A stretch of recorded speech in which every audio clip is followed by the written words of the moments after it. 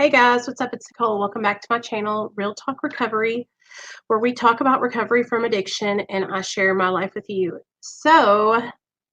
Life just keeps on happening over here at Real Talk Recovery, you guys. Our guest that was going to come on this evening, his daughter has a gymnastics competition or something like that, and he is literally at that right now, which I totally understand. I do have a son, and I know how hard it is to keep things together, like to know when he's doing this, when he's doing that. So we are going to get that back together for another day. So what we're going to do today is I just wanted to come on and talk to you guys about step one and share with you guys my experience and what it's been like for me, taking the first step in getting myself into recovery, because that we were talking earlier on a live stream and there were several of you in the live stream commenting, and somebody said something and it really stuck out to me. They said sometimes taking that first step is the hardest step, and I could not agree with you guys more. It that always seemed to me like it was the hardest part for me. So that's what we're going to talk about tonight. I'm going to go get my book, and if you have any questions, put them in the chat, and I'll answer any questions you have. So I usually try to do these on Monday night, but we're going to do tonight. No yet.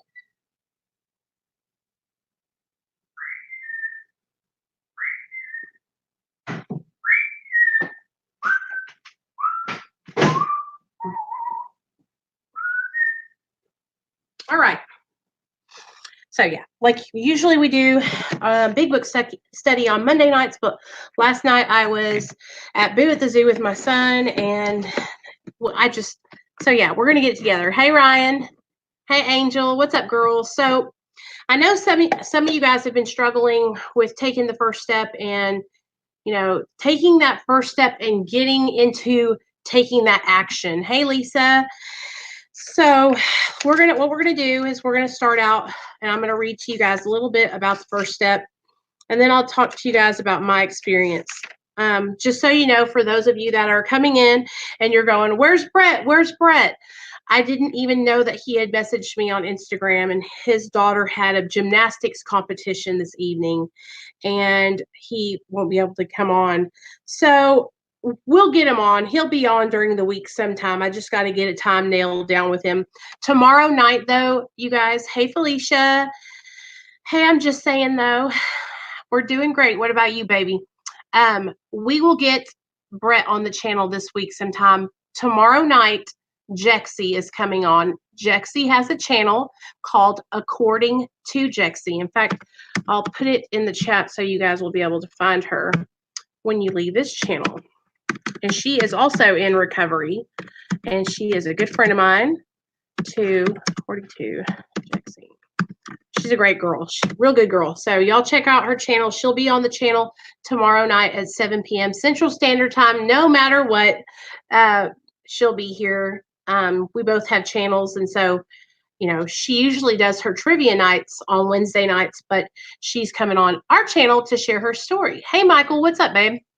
I saw your comments. I was getting back to you on all the comments. I really want you guys to understand something. Like, I will never judge any of you guys for the path that you're taking in your recovery.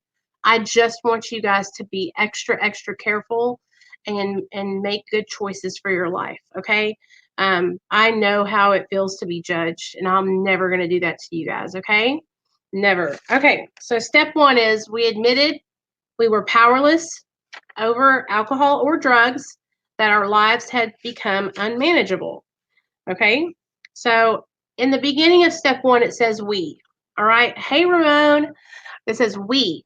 Okay. It doesn't say I admitted. It doesn't say they admitted. It doesn't say she admitted. It says we admitted. Because first and foremost, the program is a program of fellowship. It's a we program, together program, right?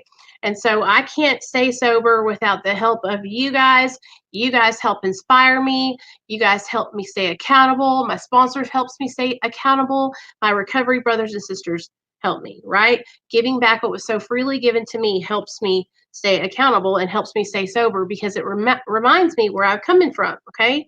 Sharing my story and hearing you guys share your stories with me about where you're at, whether you're in active addiction, whether you got a day sober, 30 days sober, 6 months, a year, 2 years, 20 years, whatever the case may be. Okay. I helping you guys and hearing your stories helps me. And the more you guys share your stories with other people, you will start to learn that sharing your story and reaching out to other people and being of service to other people who are in the struggle, it's going to help you. I want you to understand that. Now, am I telling you guys all to go out right now and help the first addicted person you see on the side of the road or you see at a party? Hell to the no. I don't want you guys to go out and be around people that are in active addiction, especially if you're new in your recovery. If you are helping someone who is struggling in active addiction, make sure that you take a friend with you who has also been sober and you guys go together. Never go by yourself, okay? Never, never, never, never, never. It's a setup, all right? Because what will happen, I know for me, I'll tell you guys a little story time, okay? So this was probably like a month and a half ago. One of my girlfriends called me. This girl I used to be best friends with. Okay. We were in active addiction together, and she is the girl who called Child Protective Services on me. Well, since she called Child Protective Services on me and my son got taken away and I've gotten sober and I've gotten him back, I have forgiven her for that. Hey, Michael, anytime, baby. I love doing this. I love doing it. I have forgiven her, you guys. I have let go of that resentment in my heart. Now, don't get it twisted. For the first 3 years of my sobriety, I wanted to kill her. I wanted to fight her. I wanted to stomp her head in. I would tell myself, if I see her, I'm going to punch her in her face, right? If I see her, I'm going to stomp a mud hole in her ass. All right. I swear, you guys. Well, that's just not what happened. I started working the steps with my sponsor. I did my fourth step. I did my fifth step. I did my sixth and seventh. And then I came to my eighth and ninth step where I had to write down a list of people that I owed amends to and make amends to those people. And I put her on that list, even though, because you know what, you guys, she called CPS on me and it saved my life. Yeah, it made me mad at the time, but I can look back on that now and I'm grateful. Okay, because it changed my life forever and I wouldn't be here today if it hadn't happened. Well, I had made up in my mind that I needed to tell her that I forgave her, but I knew I couldn't go around her. So I prayed and I prayed and I knew the time would come. I knew God or some power out there would put her into my life somehow. So I was at my job one day working and I saw her and she just walked in the door and she saw me too. And she started crying and started waving to me. And so the minute she came over, I looked at her and I said, I forgive you. I forgive you. And I gave her a hug. We exchanged numbers and that was that. Well, she had always kept in contact with me. She texts me here and there, but she's still in her active addiction and she was still getting really, really high. Well, about a month ago, she called me and she was in a real bad hallucination. And she was hallucinating to the point where I was concerned for her child, okay? Because her child is 10 or 11. And so she called me and I said, you know what? Stay where you're at. I'm coming over. And so I drove over to her house and I went inside and I, first of all, located her child to make sure her baby was okay, that her little girl was okay, but she was in full-fledged hallucinations. All right. So I sat down with her and I tried to calm her down and explain to her that there was nobody in the house, that she was thinking people were in the attic. She was thinking people were underneath her daughter's bed. It was scary, but she was really high. And I remember going in there by myself and the anxiety that I experienced from just being in that house, knowing that there was syringes and other drugs in there, I just went all over me.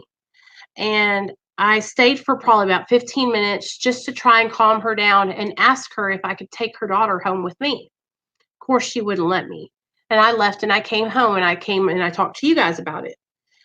But just going over there, you guys, it could have really put me in a bad situation. It could have triggered me. I could have made a decision. Anything could have happened. What if the cops had come over there and kicked the door in while I was there? Something could have happened, and that could have been dangerous for me. So, although it didn't happen like that, I always want you guys to know that if you're going somewhere and you're trying to help somebody, you need to take someone else with you. You're brand new. I'm just saying, though, that's great. Welcome. I'm so glad that you're making it, man. Just listen to me. If you're in your early recovery, if you're just getting sober, right? The main thing that you need to focus on is you, all right? Is starting to build your recovery and starting to build a sober support network. All right. So let's say you've got 30 days or less. All right. Fuck that. Let's say you got 6 months or less. All right. So if you're in the first 6 months of your sobriety, this is for you.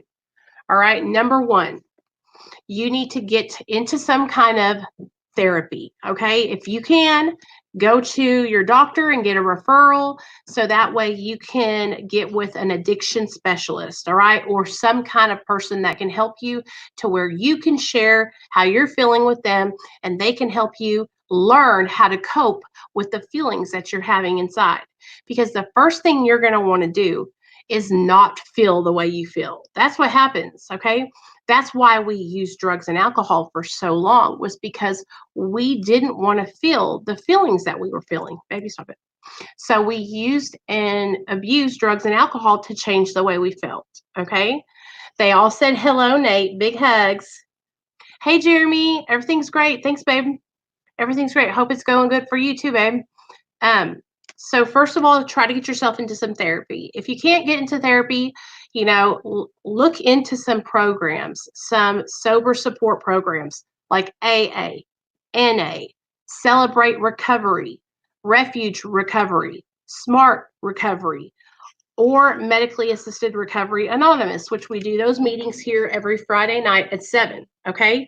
But what you guys need to really get focused on is building a sober support network. People who know that you're in recovery, people that you can talk to about how you're feeling, all right? People that you are going to be honest with, and you can tell them, I'm struggling today. I want to use. I'm struggling today. I saw one of my old drug dealers. Okay. If you can't be open with these people, then you might as well not have them in your life. Okay. Because that's what you're going to need. You're going to need people that you can talk to about how you're feeling and about what you're struggling with. Okay. So if you are ashamed or you feel embarrassed to talk to these people, then you need to find some people that you can talk to, that you can open up to. It's really important. He's a scary clown, killer clown. So, sober support network, getting into a program, okay? Some kind of treatment program, AANA. It's not treatment, but meetings, something that you can start doing daily, okay? Because when you're first starting out in your sobriety, you have to build a schedule, a plan of action, things that you do the same way every single day. Repetition helps so much. For me, I would write down hour by hour when I first got sober what I was going to be doing each day. Because what would happen is I would have so much free time on my hands that I would get bored, and then I would start thinking, what can I do today? Can I go get high today? They do have online meetings at www.intherooms.com. And you can come here and you can count this as a meeting. A lot of people come here on the channel and hang out with us, and they count this as their recovery meeting. Mom? So, yes, son. My phone is broken. Okay, here. What do you mean it's broken? Well, it just crashed. Oh, Lord. Go put that on the charger, too. Mine crashed again. Angel, it really does. And that might seem like a lot, like craziness to you guys, but I'm telling you, like, scheduling out your days is going to help you stay accountable. 1, it's going to help you stay busy. 2, okay, and you're not going to deviate from your schedule so much. I found for me, talking to other people in my situation helps better than a therapist. Apache Wolf, that is the relatability. One addict speaking to another addict, there is nothing like it. It is like the most amazing connection and bond that we have with each other. You know, hey Misty, it's like a miracle the way we can sit and we know what I know what y'all are talking about when y'all say things, and you guys know what I'm talking about when I'm telling you guys things. Any other people, they would hear us talking about this and they'd be like, those people are nuts. I can't believe they did that. But when I come on here and I tell you guys the crazy drug stories and stuff, you guys are like, yeah, I've done that too. And that's the most amazing thing about this whole program of recovery, is that we can relate to each other. You know, how do I get them to go somewhere? The person I know still uses drugs. How do I get them to go somewhere? Janet, are you trying to get them to go like into treatment? Or are you trying to get them to go into meetings? So here's the thing, Janet. All right. We can't get anybody to do anything. All right. We have to just encourage that person. And by living our lives differently, we have to be what we want to see in that person. All right. I'll give you guys an experience that I have experienced. My husband and I got sober at the same time. All right, Nate, go upstairs with that. It's really loud. Or lower it. Okay. Me and my husband got sober at the same time, but he didn't stay sober. He relapsed. And so while he was relapsing, you guys, I was really struggling because I wanted to control everything he did, because I was afraid. I was afraid I was going to lose him. And so what I had to do was I had to finally accept that I could not change him. I could not make him do anything differently, and I could not make him get sober. So I had to live the way I wanted him to be in my life. And I lived my life in recovery. I lived my life doing the right thing. I lived my life sharing my experience here on my channel. And I led by example, hoping that he would see how happy I was now, and he would want that same for himself. Eventually, he got on board and he wanted to make those same changes in his life. And now he's been sober for over a year, straight. And I'm so damn proud of him. But it was so difficult for me, you guys, because I wanted to make him get sober. I wanted to make him want recovery like I wanted recovery.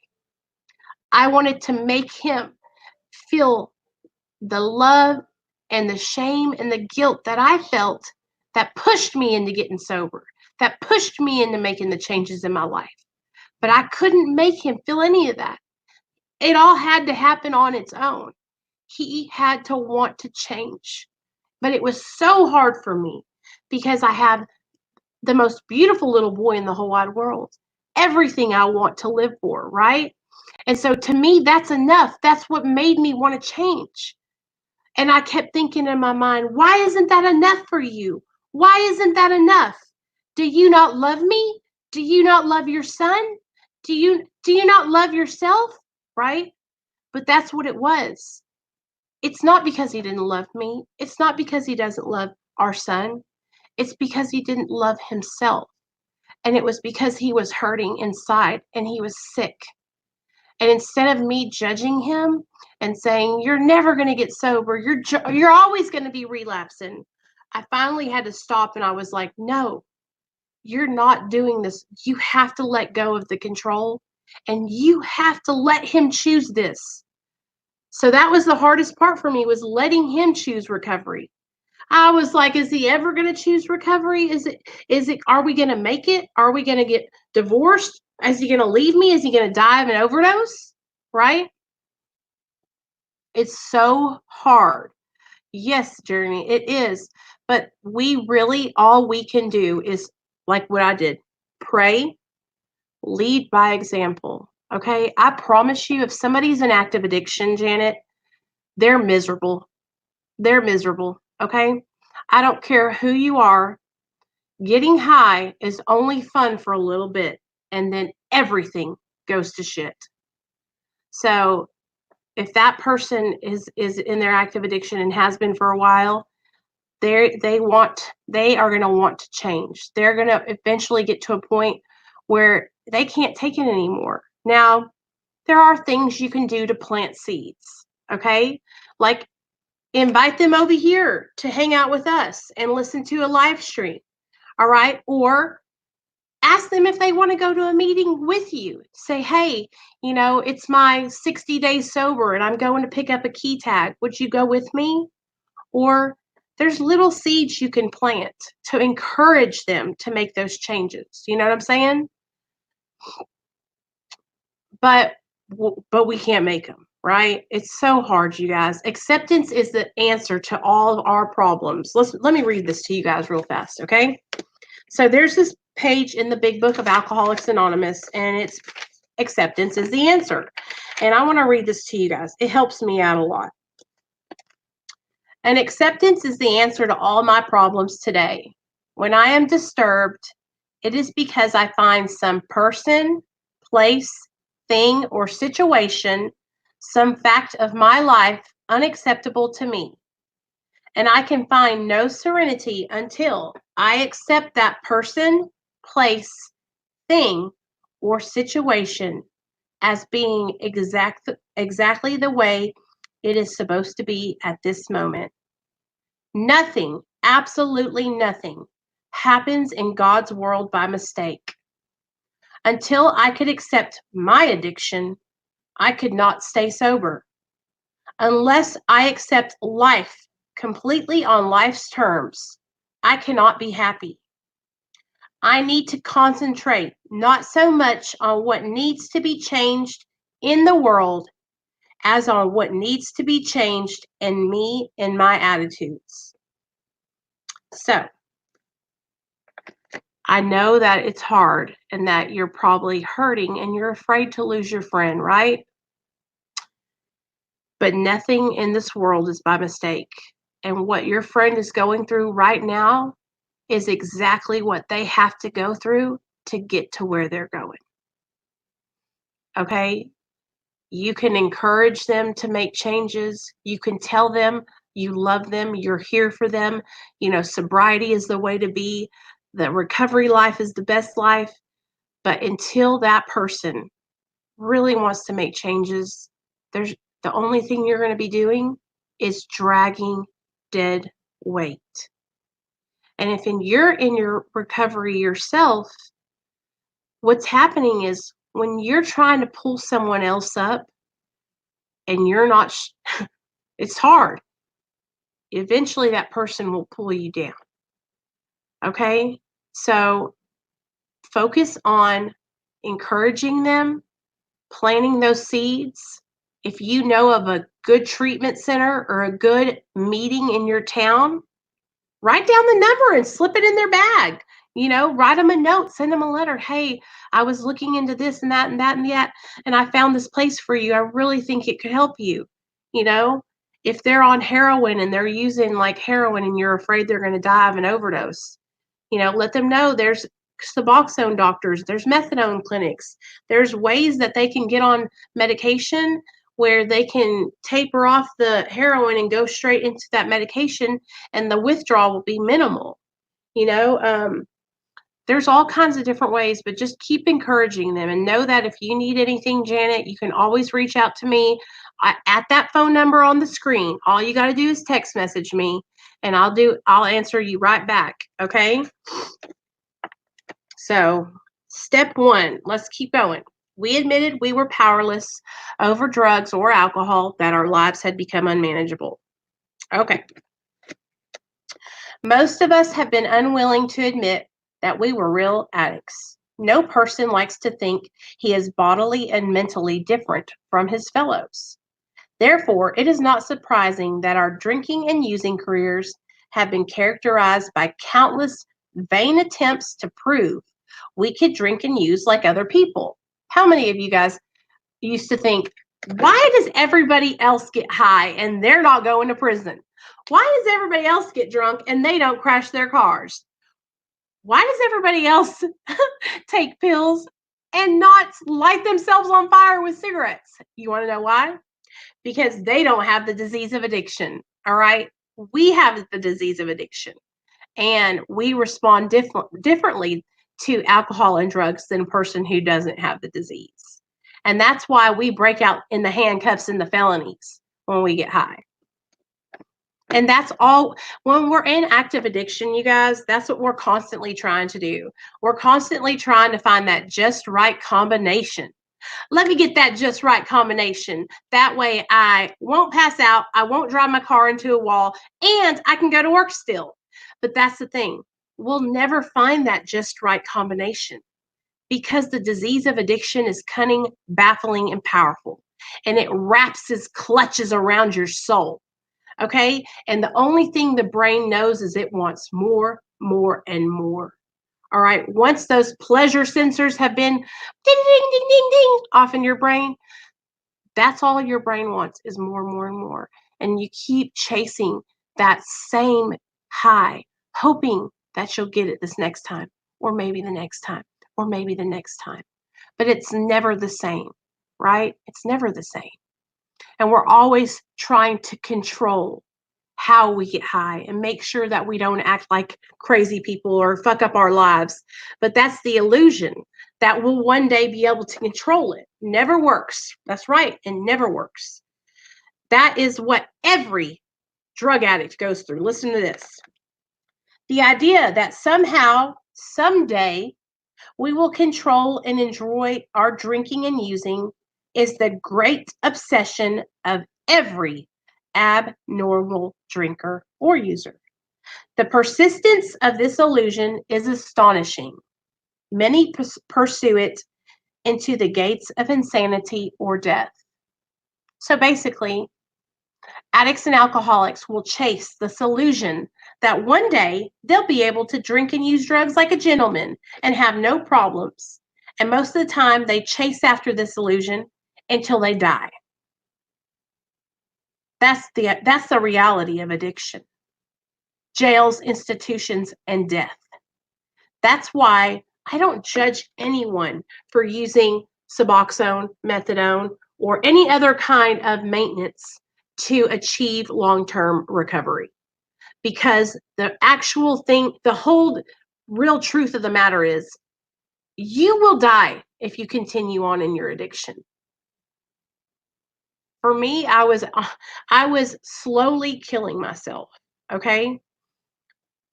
Going into comas, running AMA out of hospitals.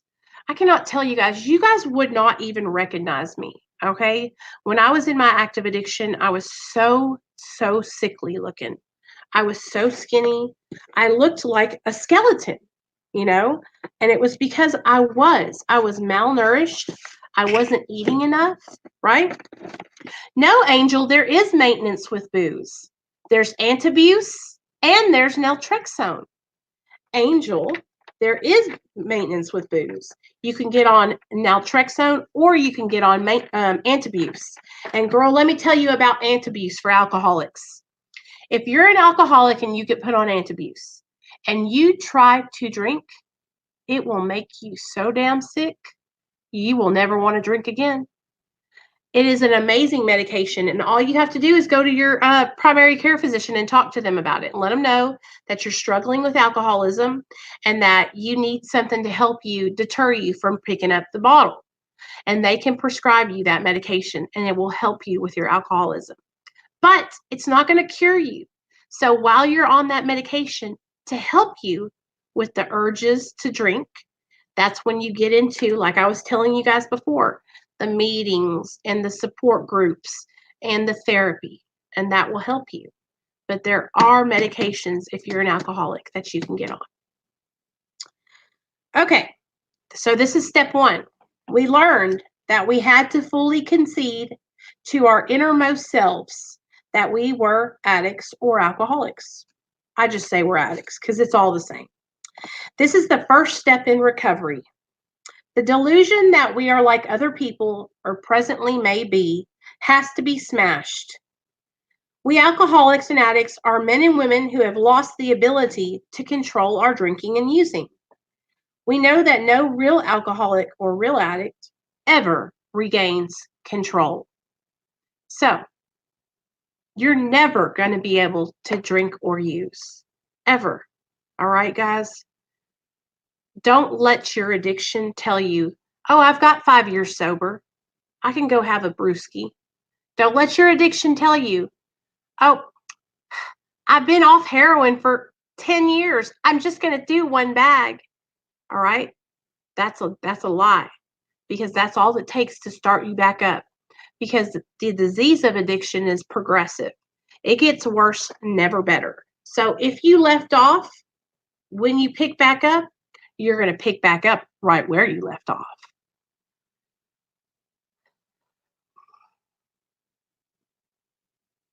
Yeah, Angel. Yeah, anytime, girl. You just ask me, I got your back.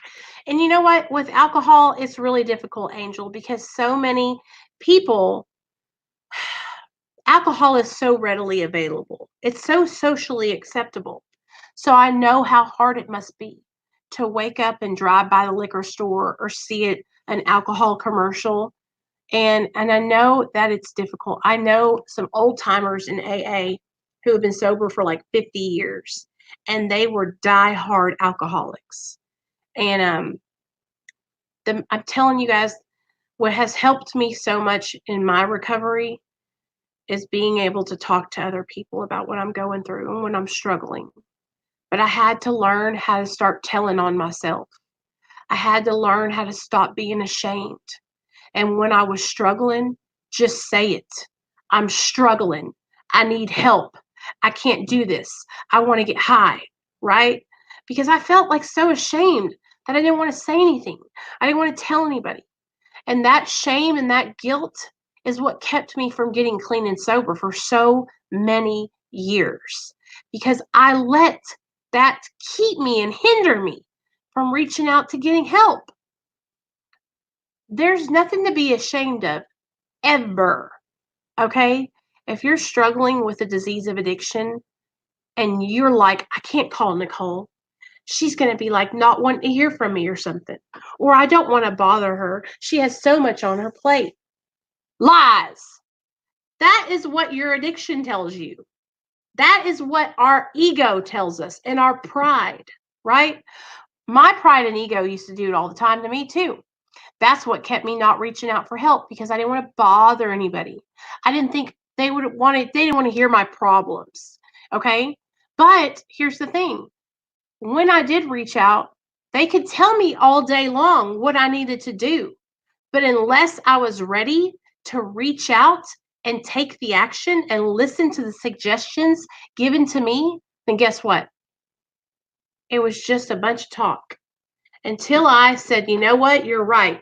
I gotta go to rehab. Then nothing was gonna change. Right? I could hear and I can listen to people telling me all day long, you guys, how to make a change. But until I pick up my big girl panties, pull them up, put my pants on, tie my shoes, and go on in to get the help, then it's just talk. And listen, I'm not trying, that's not me being shady. It's not me trying to make any of you guys think, oh, well, she's talking about me. No, listen. I'm just telling you, though, from experience. I did the same thing. It's nothing to be ashamed of. I was the same way. I wasn't ready for a really long time. Okay, so I killed myself for 13 years. And I put my friends and my family through utter hell. You know, my mom and dad had to come and visit me in prison every Saturday. On the weekends, we had visitation. Every Saturday, I had to go in and get naked, squat and cough and spread my butt cheeks so I could go see my mom and dad and sit with them, not being able to touch them, and cry and wish I wasn't in prison.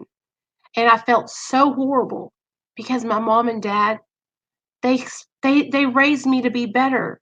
They expected so much more of me, and I should have been able to do that. But I started getting high, and I went down the wrong path, you know? But my addiction took many, many years of my life, y'all. years I just wasted down the drain. So now instead of letting those years just be wasted years down the drain, today I use those years and that experience so that way I can come on here and hopefully if you're going through the same thing and you're struggling, I can help you, you know, but I cannot help you if you're not willing to take the suggestions given to you. All right? If I'm telling you, hey, I know this place you can go. All right? There's this treatment center. We can do this, right?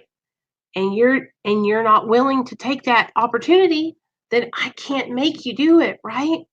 If I'm telling you, hey, there's this really awesome meeting down the street. It's such a great place. I think you should try it out. And you won't even go to that meeting, then I can't, you know what I'm saying? Like we have to take that action. Katrina says, I was raised just like you, strict Pentecostal. Oh, girl. And it was like, you know, like I was telling you guys over there on 23 and 1. Eventually, my mom changed to non-denominational. But for the very beginning, for till I was about 10 or 11, it was real strict. And I don't know if that's why I rebelled. The only thing I can tell you guys, hey, Caleb, is that I started using because I had a boyfriend and I really loved hanging out with everybody that I was hanging out with.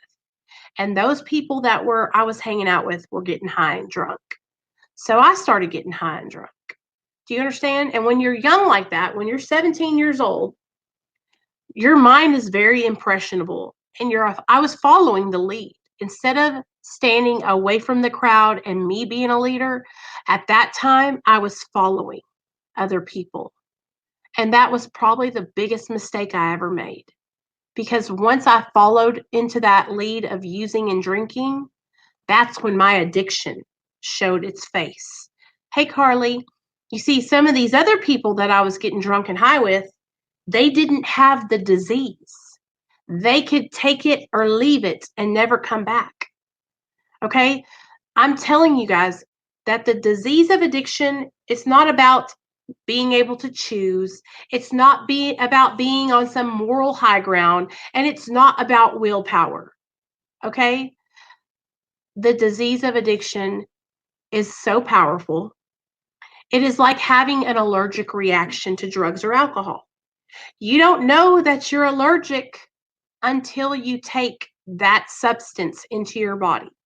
Okay? So let's say you're allergic to bee stings. No, let's say you're allergic to peanut butter, but you've never had an allergy test. So one day your mom makes you a peanut butter and jelly sandwich, and you bite the peanut butter and jelly sandwich and your throat swells up and you go into anaphylactic shock. All right? Just think of that like drugs. You don't know you're a drug addict until you take drugs into your body and your body reacts differently. See, where I reacted and my body said, ooh, I like alcohol. I like getting high. Give me another. My friend over here who was getting high right beside me all them years, right? She got high and her body was like, I don't like this. I don't like being out of control. This doesn't feel good, right? And so they didn't end up being a drug addict because they weren't, that their body didn't want or feel the reaction that mine felt to drugs and alcohol. Do you understand what I'm saying, you guys? It's a manifestation of an allergy. All right. And then once your body feels that feeling and that you start becoming addicted and dependent on it, then that changes everything, because then you're not only addicted mentally, okay, psychologically, but you're addicted, physically addicted to things like opiates and benzos, right? And so don't think because you're an addict that you're like less than anybody or that you're weak, because that's a lie. All right? That's what people want to tell you, is that, oh, well, you should be able to choose differently. Okay. What up, David? Hey, Daniel. Hey, Carly. Here's the thing with that. There's a whole argument about the choosing, right?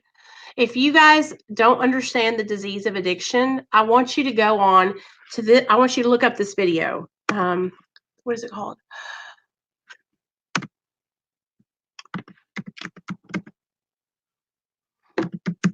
Okay, this is a video you guys can watch here on YouTube. Bam. It's called Pleasure Unwoven. And it breaks down that whole choice disease thing. Okay. The only thing I can tell you guys is that if it was a choice, once I got it, I would have chose my way out of it. Okay. Because it was not fun. All right. I was suffering. All right. My addiction was so bad. What's up, Effie? My addiction was so bad, you guys. I could not, it was so controlling of everything I did in my life. I couldn't get a job unless I could get high. I couldn't make love unless I could get high. I couldn't clean my house unless I could get high.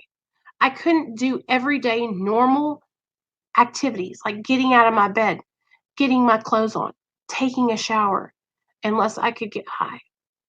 If I could choose my way out of that, I promise you guys, I would have chose my way out of it a long time ago. And I tried. I tried willpower. I tried white knuckling it. Okay? I tried that shit for over 10 years. And I failed. And I failed. And I failed.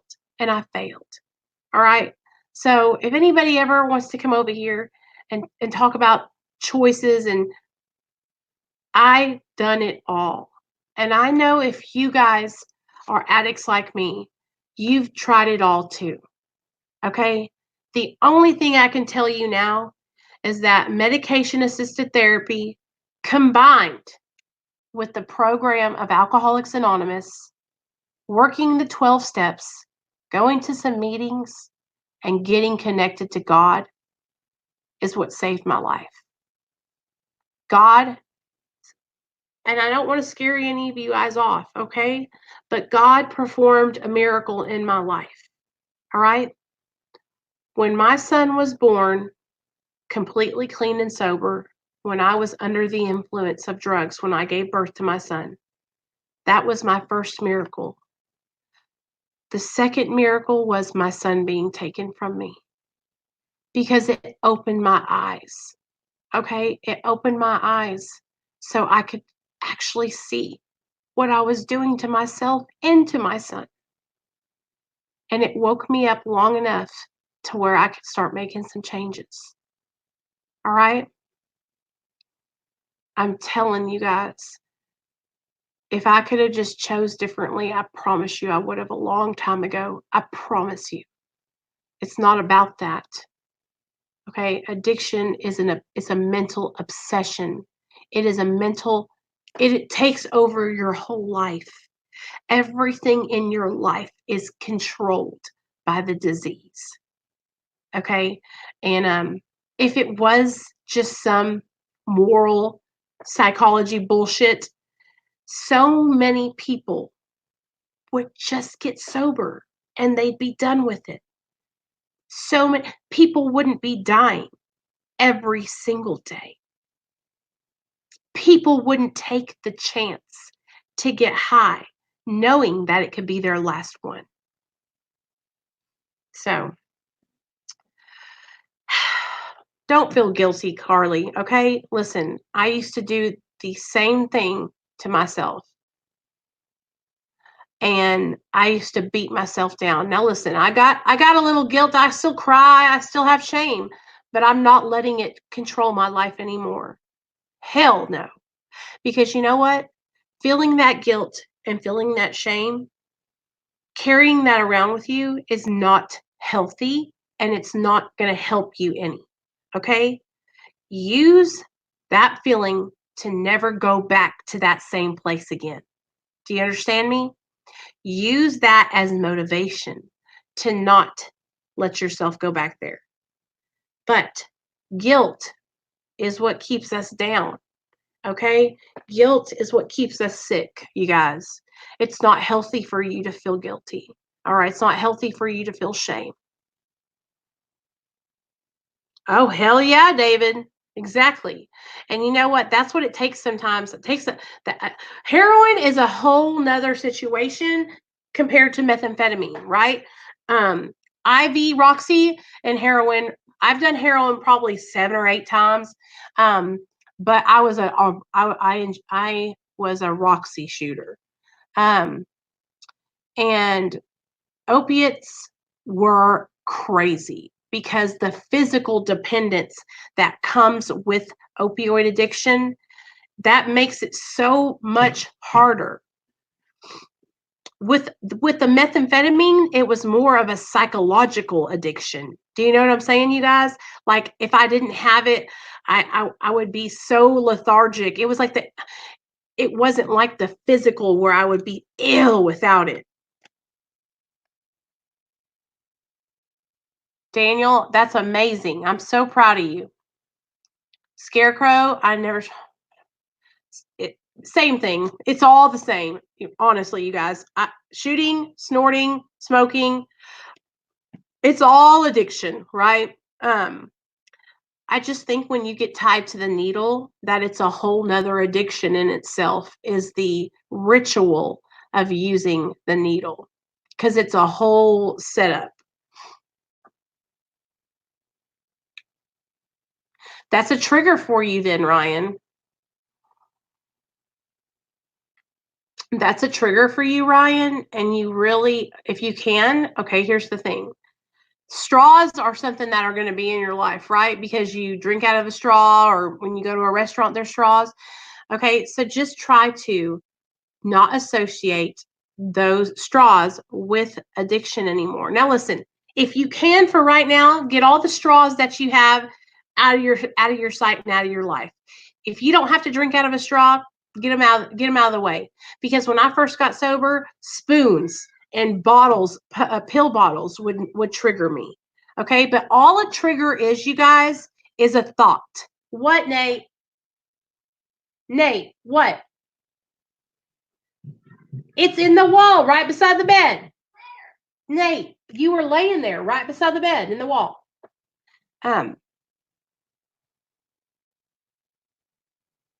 Hey, Effie, just keep doing the right thing, all right? You'll be fine. And you probably need to reach out to your counselor or to your parents and let them know that you've been struggling with addiction. All right?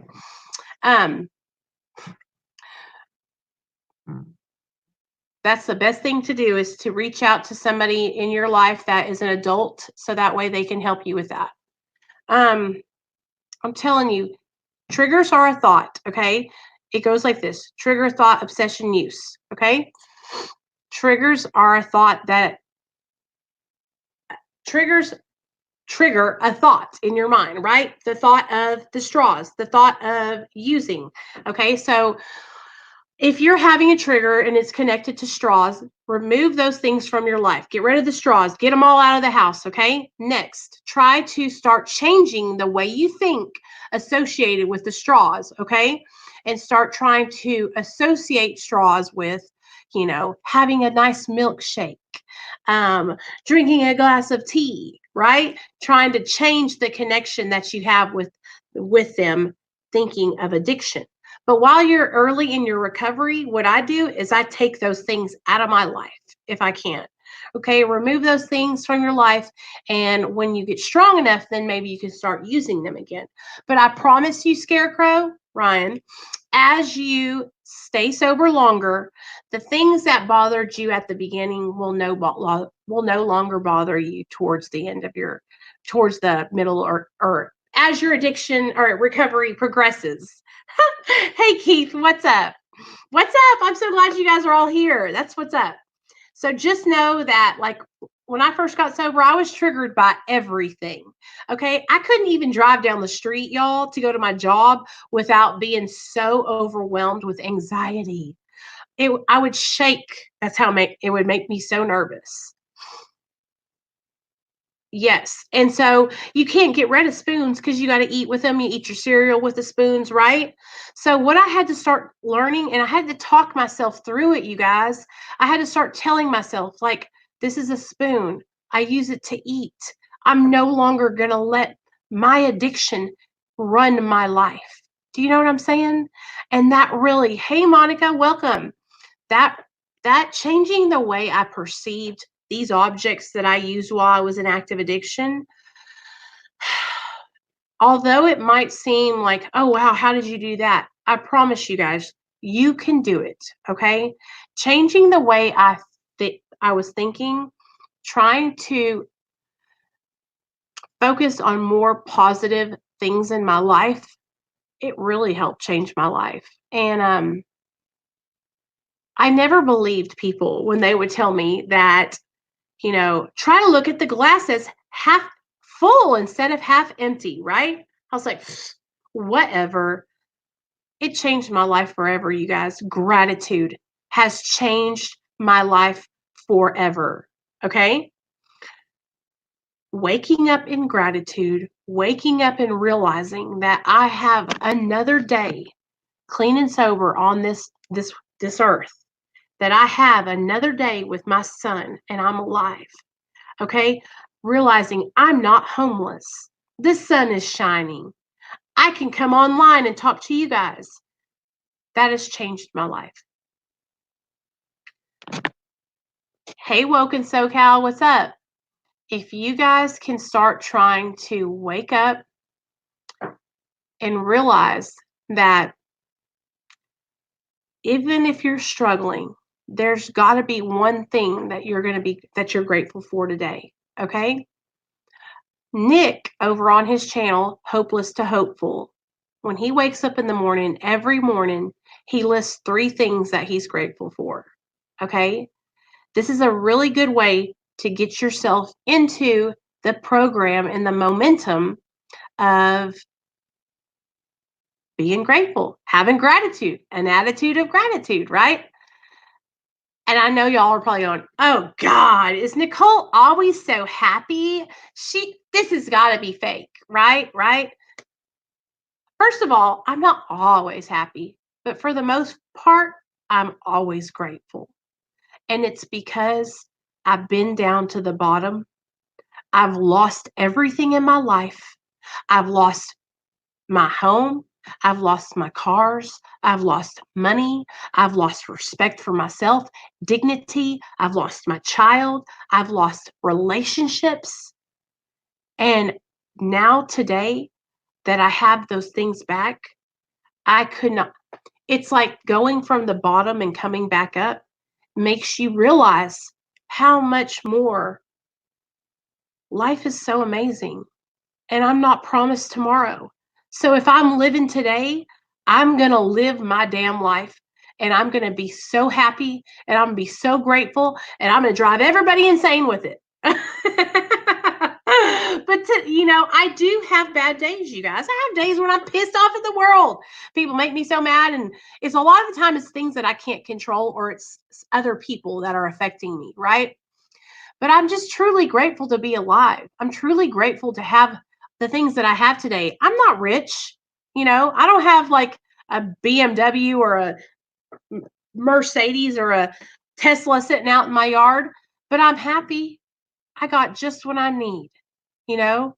And that's what I'm telling you. When you get your life together, you start seeking sobriety, right? Seeking recovery. I promise you guys, the longer that you stay connected, the longer you keep seeking, the more your life is going to change. So don't ever give up. Don't give up on yourself. Don't give up on your friends who are struggling out there. Don't give up on your family. Keep encouraging people. If you have friends that are in active addiction, you guys, keep encouraging them to make changes in their life. All right, because we all know what it was like when we were out there struggling, So anyway, I hope you guys really enjoyed tonight's little live stream chat. I just wanted to come on and talk to you guys about step 1, and letting you guys know that it can feel really difficult to take that first step. It can be really scary. But once you take that first step, then the momentum starts gathering. All right? So just know that you guys are not alone. If you need help or you need to talk, just reach out to me. I'll do anything I can to help you guys, okay? And I just really enjoy having you guys here on the channel, and I love y'all all so much, and I cannot wait to just keep on growing with you guys. Tomorrow night, Jexie will be here at 7. we'll get Brett on the channel sometime this week. I know he's just, like I said, he had something to do with his daughter. She had a gymnastics competition that he forgot about. And I totally understand that because I totally do that too sometimes. So family first, you guys, we were we were away from our families for so long because we were out there in them streets in our active addiction. Now, when I make plans with my family, I stick to it because it means a lot to me. But I love you guys, and I will see you guys later on. I will see you guys tomorrow night at 7 p.m. Central Standard Time with Jexie from According to Jexie. If you guys haven't already, go check her channel out. She's all about that recovery life too. And I love you guys, and I enjoyed coming on here and talking with y'all. Thank you for letting me share my life with you guys. Thank you for just listening, and thanks for understanding. Thanks for understanding, because I know that, like I was saying before, unless you've been through it or you have somebody in your life that's going through it, it's hard to understand what it's like for someone who had an addiction, right? So it's just, I love being able to come on here and talk with you guys and y'all understand what I'm going through. So I love you guys, and I'll see you guys tomorrow night.